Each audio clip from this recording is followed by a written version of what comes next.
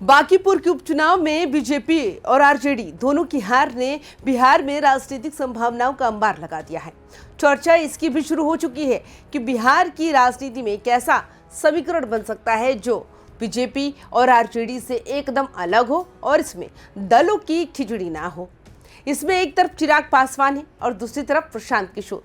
एक के पास रामविलास पासवान की राजनीतिक विरासत है तो दूसरे के पास चुनावी रणनीति और बिहार में बदलाव का अपना एजेंडा। चिराग पासवान ने पार्टी टूटने के बाद वापसी की और 2024 के लोकसभा चुनाव में उनकी पार्टी ने 5 सीटों पर जीत दर्ज की थी। तो वही प्रशांत किशोर की जनसुराज को 2025 के विधानसभा चुनाव में बड़ा झटका लगे, लेकिन इसके बाद बांकीपुर उपचुनाव में प्रशांत किशोर ने बीजेपी के उम्मीदवार को हराकर अपनी पहली विधानसभा सीट दर्ज की। ऐसे में सवाल उठ रहा है, क्या दोनों की राजनीतिक ताकत कभी एक मंच पर आ सकती है और क्या इससे बिहार में तीसरे विकल्प की जमीन तैयार हो सकती है। नमस्कार, आप देख रहे हैं वाइब इन बिहार झारखंड। मैं हूं आपके साथ मुदिता त्रिपाठी, लेकर आई हूं आज का ये मुद्दा गर्म। सबसे पहले चिराग पासवान की राजनीतिक यात्रा को समझिए। 2021 में लोक जनशक्ति पार्टी के भीतर बड़ी टूट हुई। रामविलास पासवान के निधन के बाद पार्टी पर नियंत्रण को लेकर चिराग पासवान और उनके चाचा पशुपति कुमार पारस के बीच टकराव सामने आया। लोकसभा में एलजेपी के 6 सांसद थे और इनमें से 5 सांसद चिराग के खिलाफ चले गए।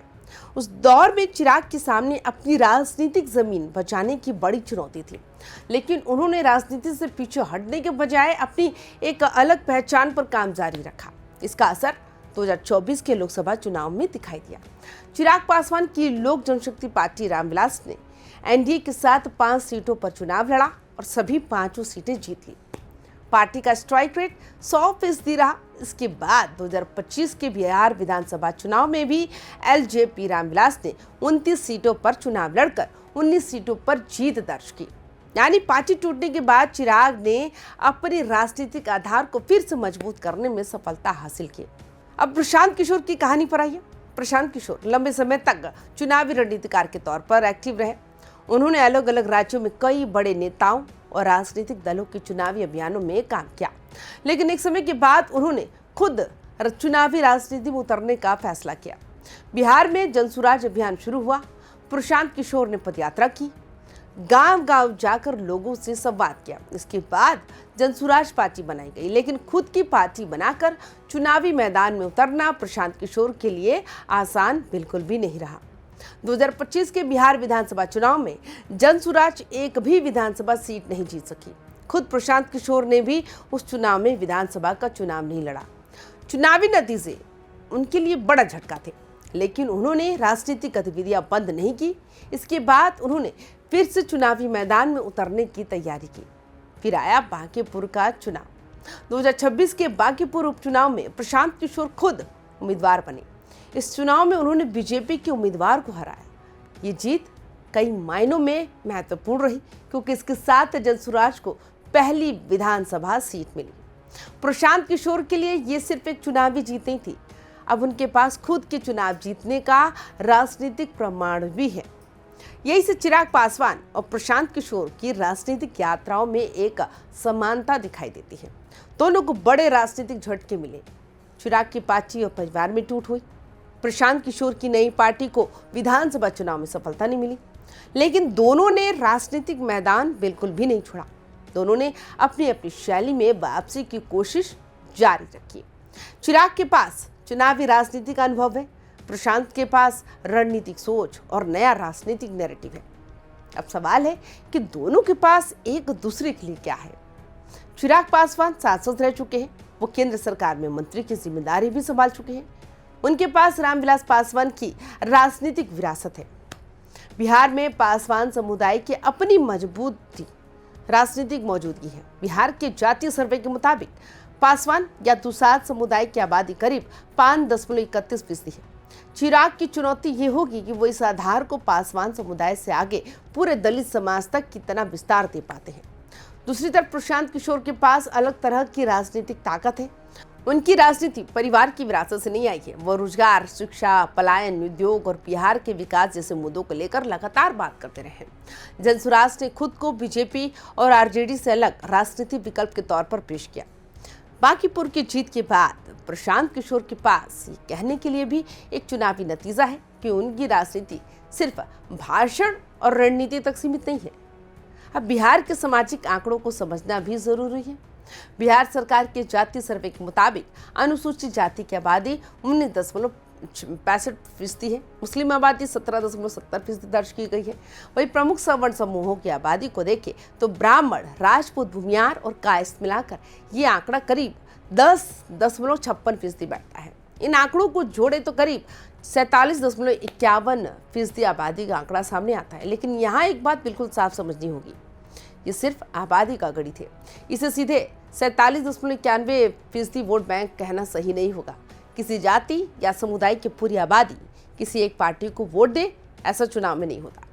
फिर भी अगर कभी चिराग पासवान और प्रशांत किशोर के बीच राजनीतिक तालमेल बनता है तो सामाजिक समीकरण की चर्चा भी जरूर होगी। चिराग के पास दलित राजनीति में एक आधार है। प्रशांत किशोर को सवर्ण और दूसरे गैर पारंपरिक वोटरों के बीच अपनी स्वीकार्यता बढ़ानी होगी। मुस्लिम मतदाताओं के बीच भी जनसुराज को अपना आधार मजबूत करना होगा। अगर अलग अलग सामाजिक समूहों का कुछ हिस्सा एक राजनीतिक मंच पर आता है तो बिहार के चुनावी मुकाबले में नया समीकरण बन सकता है। लेकिन यहाँ सबसे बड़ी चुनौती भी सामने आती है। चिराग पासवान के सामने अपनी राजनीति को पासवान समुदाय से आगे ले जाने की चुनौती है। बिहार में दलित आबादी 19.65% है, जबकि पासवान समुदाय का हिस्सा इससे काफी कम है। अगर चिराग खुद को पूरे दलित समाज के बड़े चेहरे के तौर पर स्थापित करना चाहते हैं तो उन्हें दूसरे दलित समुदायों के बीच भी अपनी राजनीतिक स्वीकार्यता बढ़ानी होगी। यही उनकी राजनीति के विस्तार की बड़ी संभावना हो सकती है। प्रशांत किशोर के सामने भी बड़ी चुनौती है कि बांकीपुर की जीत ने उन्हें राजनीतिक ताकत जरूर दी है, लेकिन बिहार बांकीपुर से कहीं बड़ा है। गांवों में संगठन खड़ा करना होगा, स्थानीय नेताओं को आगे लाना होगा, अलग अलग सामाजिक समूहों के बीच भरोसा बनाना होगा। सबसे बड़ी बात यह होगी कि जनसुराज सिर्फ प्रशांत किशोर के चेहरे पर निर्भर ना रहे, बल्कि एक मजबूत संगठन के तौर पर खड़ी हो। अब सवाल बीजेपी और आरजेडी पर संभावित असर का है। अगर भविष्य में चिराग पासवान और प्रशांत किशोर एक साथ आते हैं तो बीजेपी के सामने एक चुनौती पैदा हो सकती है, क्योंकि चिराग पासवान फिलहाल एनडीए के महत्वपूर्ण सहयोगी हैं। वहीं प्रशांत किशोर ने बांकीपुर में बीजेपी के उम्मीदवार को हराकर अपनी चुनावी क्षमता दिखाई है। लेकिन वहीं दूसरी तरफ आरजेडी के लिए भी ये समीकरण महत्वपूर्ण हो सकता है, क्योंकि प्रशांत किशोर खुद को पारंपरिक राजनीति के विकल्प के रूप में पेश करते हैं। तो क्या बिहार में तीसरा विकल्प बन सकता है? इसका जवाब अब यहाँ या ना में देना जल्दबाजी होगा, लेकिन आंकड़ों में संभावनाएं दिखाई देती हैं। चिराग के पास राजनीतिक अनुभव और एक मजबूत सामाजिक आधार है। प्रशांत किशोर के पास नया राजनीतिक नैरेटिव और बांकीपुर की जीत है। लेकिन चुनाव सिर्फ जाति गढ़ी से नहीं जीता जाता। इसके लिए मजबूत संगठन, बूथ स्तर की तैयारी, भरोसेमंद उम्मीदवार और लगातार जमीन पर काम जरूरी होता है। इसलिए चिराग पासवान और प्रशांत किशोर की कहानी को अभी गठबंधन की खबर के तौर पर नहीं देखा जा सकता, लेकिन दोनों की राजनीतिक यात्राओं में एक दिलचस्प समानता जरूर है। दोनों को बड़े झटके मिले हैं, दोनों ने वापसी की कोशिश की है और दोनों के पास अभी लंबी राजनीतिक पारी खेलने की उम्र और समय दोनों ही है। अगर भविष्य में दोनों की राजनीति एक की दिशा में आती है तो बिहार के चुनावी समीकरण में इसका असर जरूर देखने को मिल सकता है। अब सवाल आपसे है, क्या चिराग पासवान और प्रशांत किशोर साथ आए तो बिहार में बीजेपी और आरजेडी के सामने एक मजबूत तीसरा विकल्प खड़ा हो सकता है, या फिर दोनों की राजनीतिक ताकत अपने अपने रास्ते पर ही ज्यादा प्रभावी रहेगी? अपनी राय कमेंट बॉक्स में जरूर बताएं और तमाम खबरों के लिए देखते रहिए YBN बिहार झारखंड। नमस्कार।